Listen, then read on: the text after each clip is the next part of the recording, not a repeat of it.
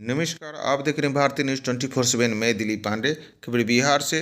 पूर्व केंद्रीय मंत्री आरसीपी सिंह अपने गांव नालंदा के मुस्तफापुर में पहुंचे, जहां पर बाबा साहेब भीमराव अंबेडकर की पुण्यतिथि पर उन्हें उनके तैलचित्रों पर पुष्प अर्पित करने के बाद मुख्यमंत्री नीतीश कुमार पर जमकर उन्होंने प्रहार किया और सलाह देते हुए उन्होंने कहा कि बिहार में शराबबंदी किए जाने के बाद तारी व्यवसायी भी इस व्यवसाय से परेशान हैं। इतना ही नहीं, उनकी जिद के कारण राज्य को भारी नुकसान हो रही है। यह जिद अब उनको राजहित में छोड़नी चाहिए। उन्होंने साफ कहा कि शराबबंदी के कारण बिहार में पर्यटन से होकर लेकर हर कार्यक्रम दूसरे राज्यों में आयोजित हो रही है। यहाँ तक कि पर्यटक भी दिन भर बिहार में ही घूमते हैं, बाद में रात में दूसरे राज्यों में जाकर अपनी विश्राम करते हैं, जिससे इसका सीधा असर फायदा दूसरे राज्य को होता है। उन्होंने सलाह देते हुए कहा कि मुख्यमंत्री नीतीश कुमार बिहार में शराबबंदी पर ज़्यादा फोकस ना कर आपराधिक घटनाओं पर विराम लगाने के लिए प्रयास करना चाहिए। उन्होंने कहा कि लालू प्रसाद यादव और उनकी बेटी रोहिणी के स्वस्थ होने की कामना की और उन्होंने कहा कि जल्द से जल्द वह स्वस्थ होकर विदेश से वापस अपने घर लौटे। यह कामना करते हुए केंद्रीय मंत्री आरसीपी सिंह ने सभी उनको शुभकामनाएं भी दी।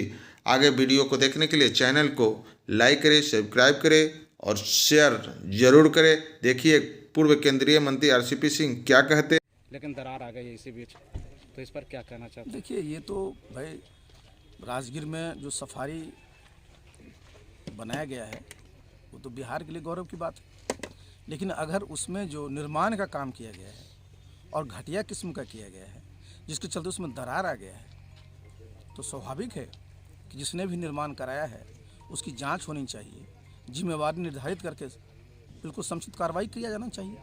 आखिर 10 महीना में क्यों दरार? यही तो मैं बता रहा हूँ ना, ये तो जिम्मेवारी फिक्स होनी चाहिए ना। देखिए, सरकार का इतना रिसोर्स लगता है, इतने संसाधन लगते हैं, हमारा फ्लैगशिप स्कीम है, क्या मैसेज जाएगा जनता में? क्या मैसेज आएगा कि भाई ये जो सफारी बना उसमें भी जो निर्माण का काम हुआ उसमें भी गड़बड़ी हो गई? ये तो अच्छी बात नहीं है ना, ये तो बहुत ही शर्मनाक है।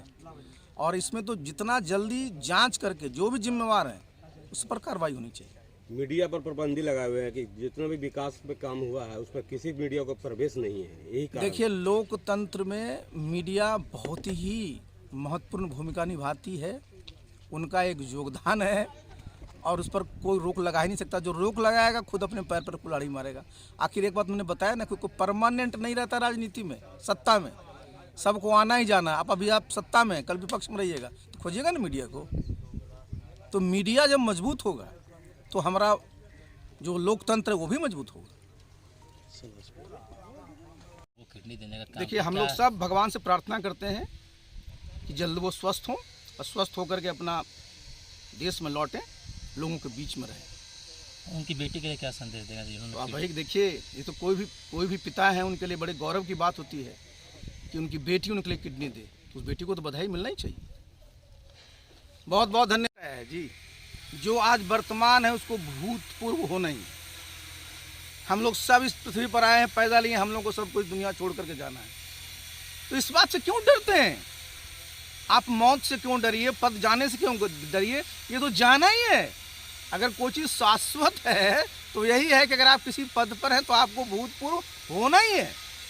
सर, जनता भी आपकी राह देख रही है कि अभी तक इतने दिन हो गए हैं जदयू से निकलने के बाद भी किसी पार्टी में आपने अभी तक नहीं जाए। देखिए, हमने आपको कई बार कहा है और हम बार बार आज भी कह रहे हैं, देखिए हम जनता के बीच में जा रहे हैं। एक बात मैं बता दूं, ये हमारे लिए भी आई ओपनर है। हम जितना घूम रहे हैं, पूरे बिहार घूमे हैं, मुझे बड़ी तकलीफ होती है। आज एक भी सड़क, ग्रामीण सड़क चलने लायक नहीं है। नीतीश बाबू अपने इलाके में चल के चलना ज़रा सा, अगर हम नहीं घूमते ना, जो मैं बता रहा हूँ, तो मुझको कम से कम हमको भी लगता है कि सड़क तो सब बन ही गया है। हालत कितनी खराब है।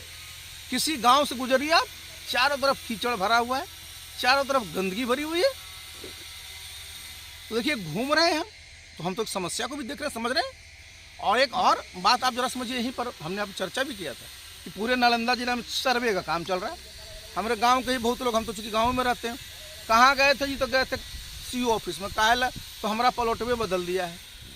अब बताइए साहब, आप बिहार में सर्वे करा रहे हैं कि गांव का लूट करा रहे हैं? सब जा रहा है 15,000 20,000 सब घूस लेकर के।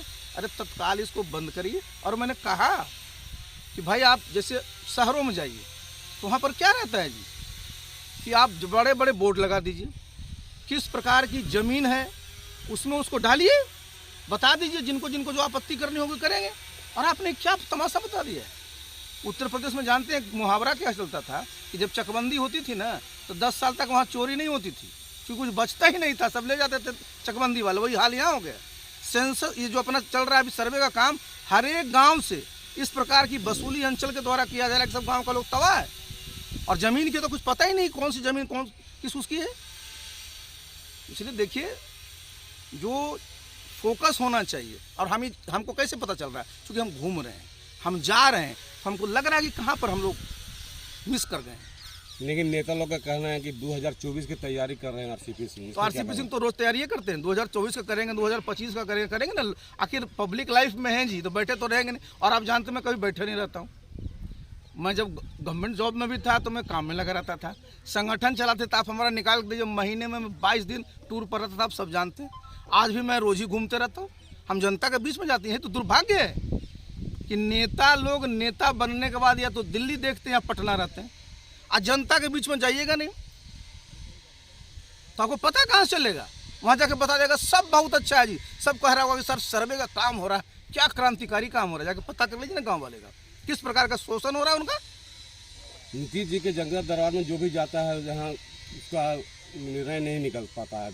ये तो मैंने पहले भी कहा कि नीतीश बाबू के लिए कितना दुर्भाग्यपूर्ण स्थिति है कि 17 साल से मुख्यमंत्री रहने के बावजूद आज भी एक पब्लिक ग्रीवांस रिड्यूसल सिस्टम की कोई ऐसी व्यवस्था नहीं कर पाए कि जिसका निपटारा हो सके। आज आप देखिए क्या इशू रहता है कि गांव में हमारा सर जमीन को कब्जा कर रखा है। अब उस कलेक्टर को, उस जो बेचारा शिकायतदार है, उसको गाड़ी से पहुंचाना है मुख्यमंत्री जी के यहाँ। मुख्यमंत्री जी उसको सुनेंगे, फिर उस कलेक्टर के यहाँ ही कार्रवाई के लिए आता है। तो जनता दरबार में खर्चा कितना है जी। सारे मंत्री बैठे रहते हैं, साल भर में 54 जनता दरबार होता है, कॉस्ट निकालिए, रिजल्ट क्या निकला। आज भी जो जनता की शिकायतें हैं वो बदस्तूर कायम है, तो ये फोकस नहीं है। सर एक आखिरी सवाल।